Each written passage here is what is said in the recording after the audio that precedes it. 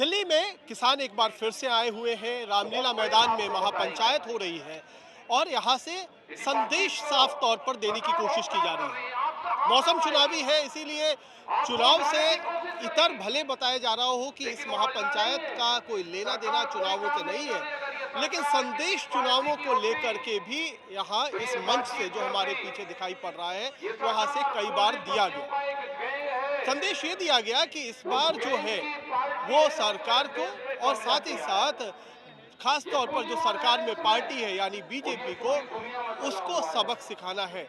हालांकि चुनावों को लेकर के ये बात कही गई या उसके बाद भी ये तमाम चीजें जारी रहेंगी, इसको लेकर के अलग अलग नेताओं की रुख अलग अलग है। हम बताएं कि जो महापंचायत बुलाई गई वो संयुक्त किसान मोर्चा की तरफ से है, जो कि तकरीबन 40 किसान संगठनों का एक जमघट है, एक जमावड़ा है। तमाम नेता, बड़े नेता जो खास तौर पर पश्चिमी उत्तर प्रदेश से हैं, साथ ही साथ हरियाणा और पंजाब से हैं, वो यहाँ इस मंच पर इकट्ठा हुए। इसीलिए ये यहाँ पर भीड़ भी देखने के लिए भी मिली। हजारों की तादाद में किसान इकट्ठा हुए, सड़कों से आए, रेल से आए, तो ये यहाँ से मैसेज लेकर के तो जाएंगे। कई बार इस मंच से ये कहा गया कि चूंकि किसान जब दिल्ली आना चाहते हैं तो उनके रास्ते में कील कांटे बिछाए जाते हैं, उनको दिल्ली नहीं आने दिया जाता है। इसीलिए इस बार जब वोट मांगने सरकार की तरफ से जो भी नुमाइंदे हैं वो जाएंगे तो उन्हें भी किसान अंदर नहीं घुसने देंगे, गांवों की सरहद पर रोक देंगे। ये एक तरीके से यहाँ से पॉलिटिकल मैसेज किया गया है। लेकिन चूंकि ये कुछ ही राज्य हैं, जैसे हरियाणा है, किसान है, हरियाणा है, पंजाब के किसान हैं, साथ ही साथ पश्चिमी उत्तर प्रदेश से आए हुए किसान हैं, तो क्या इसका मैसेज, इसका संदेश जो है वो पूरे हिंदुस्तान में जाएगा? क्या इस तरीके की बात होगी या वहाँ पर यहाँ से जाते जाते मैसेज डाइल्यूट हो जाएगा? साथ ही साथ इस मंच का एक और मकसद था, और वो मकसद था एक साझा रिजोल्यूशन प्रस्ताव पारित करने का।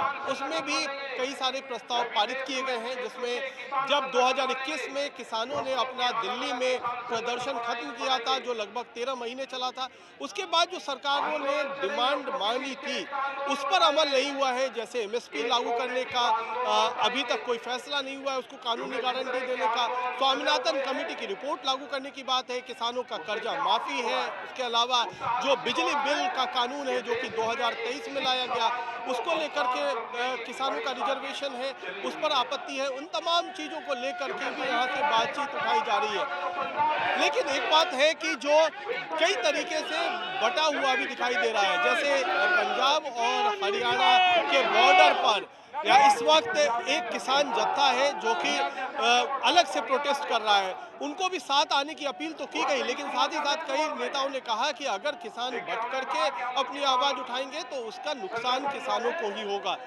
तो ये चुनाव के लिए मैसेज तो है, लेकिन साथ ही ये भी बात कही जा रही है किसान नेताओं की तरफ से कि ये तमाम जो आंदोलन की से जुड़ी हुई गतिविधियां हैं वो सरकार चाहे किसी की बने, उसको आगे भी ले जाना है इसी तरीके से, इसी मजबूती के साथ और एकत्रित तरीके से। तो खास तौर पर ये सभी संगठनों को इकट्ठा करने की बात है।